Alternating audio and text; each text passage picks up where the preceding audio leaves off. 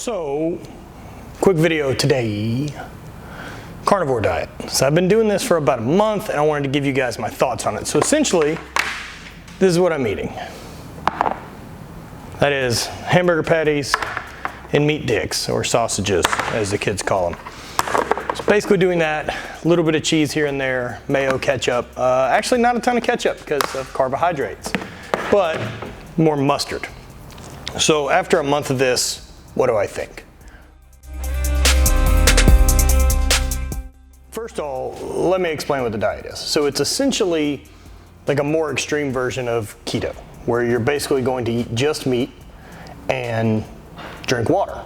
Like the most extreme version of this is, it is red meat, salt, and water. That is it, that's what you have. And ideally that it kind of helps reset your gut, it helps deal with inflammation, it helps manage calories, keeps things really simple. It is a very, very simple way to go about things, and I haven't found it that terribly difficult to follow. Now, a couple different things about like with the diet is, now why am I doing it? The biggest one for me is inflammation. With my knee and day-to-day life, and while I have knee replacement scheduled in April, I'm still trying to train, I'm still trying to be as healthy as I can, and now I'm on the clock about when that surgery is happening. So the more in shape I can be going into that surgery, the better recovery is coming out. So I'm not necessarily following this diet for weight loss or fat loss. I'm following it for reduced inflammation, trying to feel better, and more clarity without having any type of crash from sugar or any type of stuff like that. So what do I think?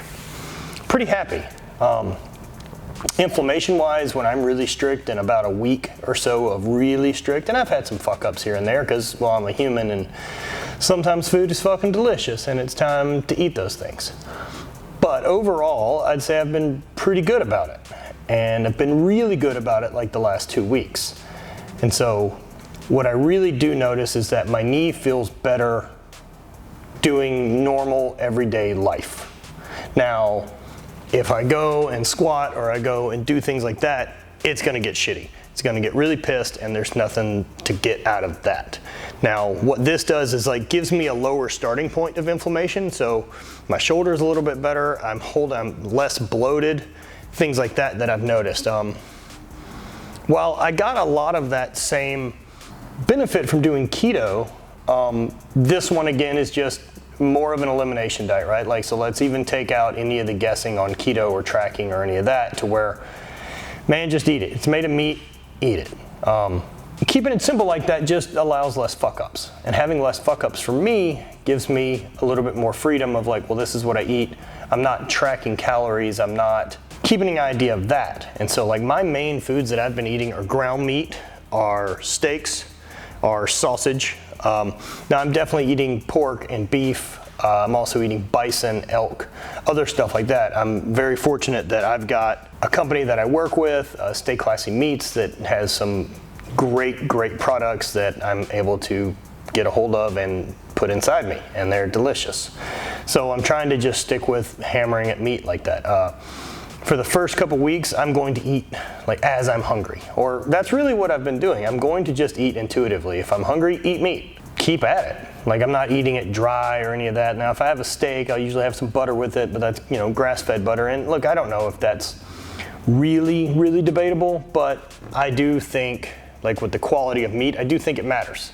For me, I like the idea of ethically raised meat. And so if I can throw my hat in the ring for that, that's what I want to do. Prior to working with Stay Classy, I was buying stuff from a local butcher shop here in Baton Rouge, and that felt good too, because all that food came from a farm that's less than 100 miles from where I live. I know the guy who runs the farm, and I just really don't like the idea of that big feedlot. I don't like the idea of that. I don't like all the animals walking around in their own shit and not being treated ethically. Like, I just don't see a ton of difference between like a cow and my dog or a goat. It still deserves to not have a tortured life. That's really the end of it. Now, with that said, I'm gonna eat meat. I'm not going plant-based. I do believe we've got sharp teeth in our head for a reason, and if that lifestyle works out for you, awesome. This is what works out for me.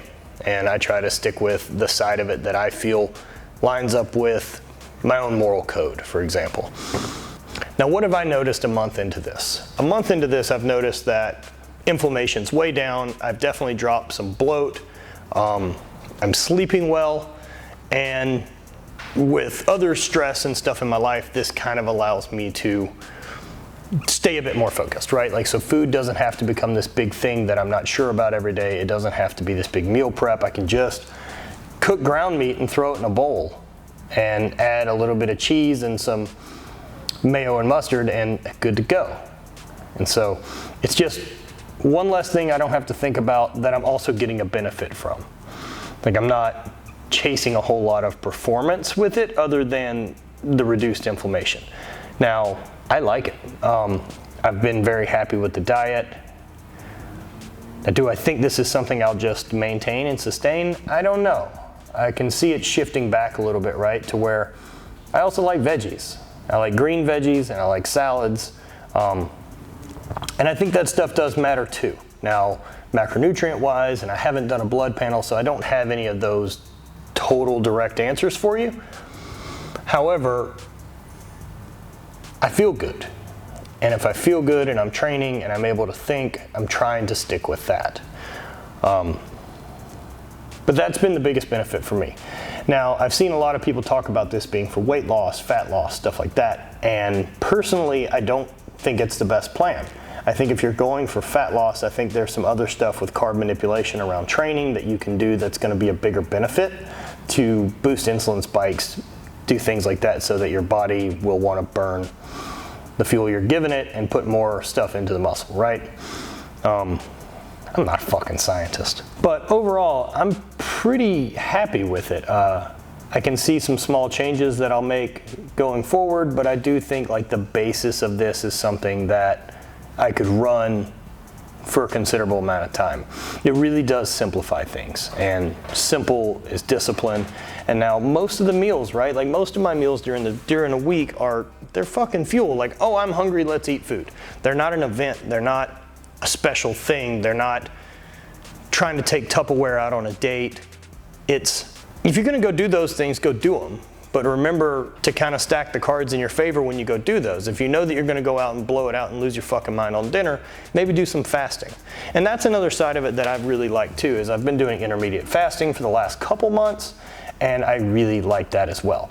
Now, biggest benefits for intermediate fasting and carnivore diet for me, it's restricting calories. So I'm gonna lose some weight, but there's gonna be definitely some calorie restriction just from, I'm not eating as much. And I'm not eating as much throughout the day because that window is restricted.